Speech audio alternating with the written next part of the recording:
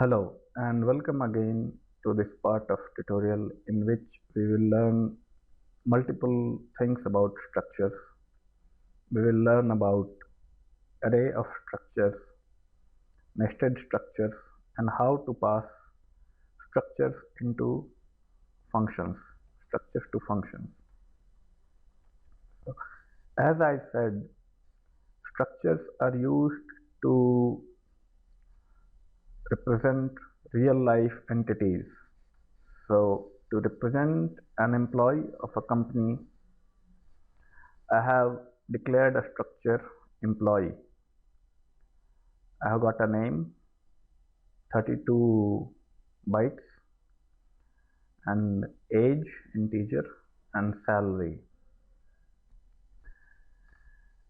And then I have declared an array employees with 3 numbers. I have kept this small so that input is easy. And then in a for loop, as we iterate over an array, we iterate over this array employees. Notice the syntax, that how you refer to the members. To refer to the member name, you should point to one element of the array, that is employees I, using subscript operator, and then use dot operator to refer to name. And since name is a character array, we do not need ampersand in scanf. And for age you need ampersand, and for salary as well. To print this out, you iterate the same way and you refer the same way. But in case of pointers, which I have used, and I have not made a dynamic memory allocation, I have used the existing array and took its base address and stored it in employees 1. The way to access a pointer element of an array is using arrow for a structure. So we use arrow. To iterate, the syntax is a bit different. The 0th element of the array is referred by employees 1, and employees 1 plus 1 will refer to the next element of the array, and plus 2 will refer to the next element of the array. Notice this syntax carefully, because this is the only part which is essentially new to you. So let's try to run this program. We open Cvideo terminal. I'm not running this program in Eclipse because Eclipse console is weird. It does not work properly. So we go to our folder.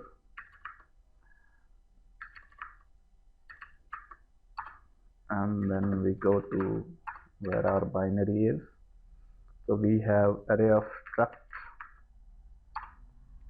So we enter the first name, John, and we enter the age, let's say 45, and let's say salary is 30,000, and then we enter the second one, Sam, and 56, salary be 60,000, and then we enter the third employee, let's say Sammy, and age is 34, and salary is 25,000. So you see, both array, this is your array iteration, and this is using the pointer mechanism. So we see how to iterate over an array of structures and how to iterate using pointer syntax. When you say employees plus 1, or 0 rather, when you say employees 1 plus 0, then that means the 0th element. When you say +1, that is the first element. That is the only part you need to take care of. Apart from that, array of structures is just like a simple array. You just need to use dot operator to find the value, and if you are using pointer syntax, then you need to use the arrow operator to refer to the member, and there is no other complexity. However, if you want to scanf, you want to take input on this, you need to put an ampersand before this, like over here and over here, to take input for age and salary, and then you can take input and iterate and get the values. Next, we will go over nested structures. The way to declare a structure is nested structure, that you declare the structure to be nested first. We want to embed R into S. So R should be declared first, and then you declare S, and inside S you create an object or variable of R, which is small r.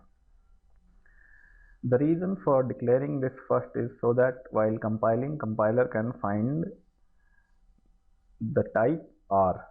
It's a type, so unless you declare the type R, you cannot declare a variable of type R. And then to refer to members, it's the same old technique.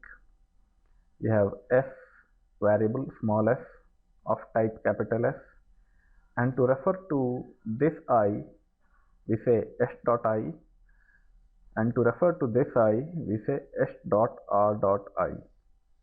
That is the very simple technique. However, if you say this is pointer R, then you will have to say this. Otherwise, you will not be able to locate. You will not be able to point. So nested structures are also simple.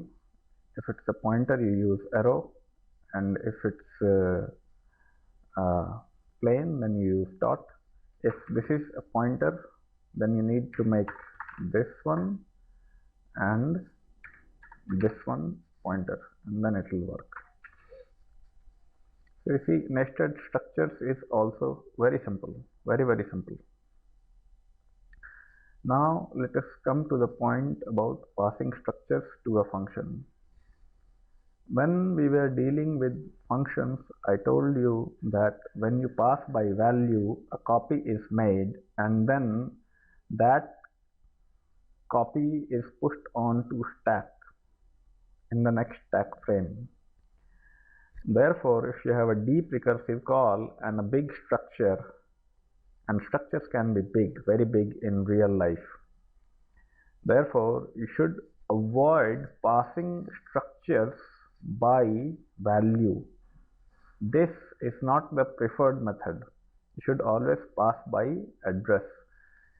When you will program in data structure and algorithms, you will find that you will have deep levels of recursion, and at that point of time you will prefer that you pass by address, otherwise there will be stack overflow.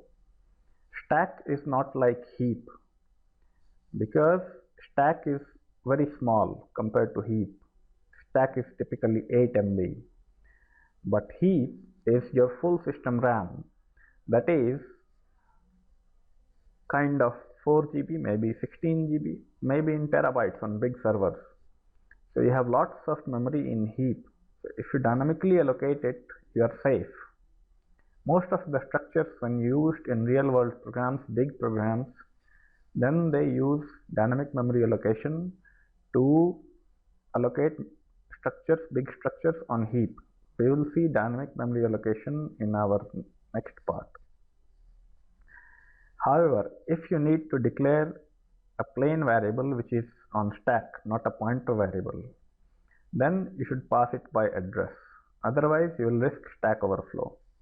Another point to note that is when stack overflow happens, you will receive a SIG-SEGV, that is signal for segment violation, and when you receive a SIG-SEGV, then your program will crash. When you cross the limit of heap, then your program does not crash. Rather, it uses secondary memory, which is your hard disk. It may be virtual memory in Windows or maybe swap in Unix systems. So you must note this point very carefully, that do not try to pass structures or for that matter any big object in functions, because you are wasting precious space stack memory. In our next part, we will learn about dynamic memory allocation. So just to recapture the concepts, you declare the array of structures and use dot operator with subscript operator of the array to take input with ampersand and to output the same way. And for the pointers, you use pointer increment. Say, for example, this will be 32 plus 4 plus 4, so 36. So let's say it starts at memory location 0, then employees 1 will point to memory location 0, employees 1 plus 1 will point to memory location 36, and employees 1 plus 2 will point to memory location 72. So that's how this pointer arithmetic works. In nested structures, remember to declare the structures to be nested first. And in structure, when you pass to function, pass by reference. So that's all. We'll see dynamic memory allocation in our next part.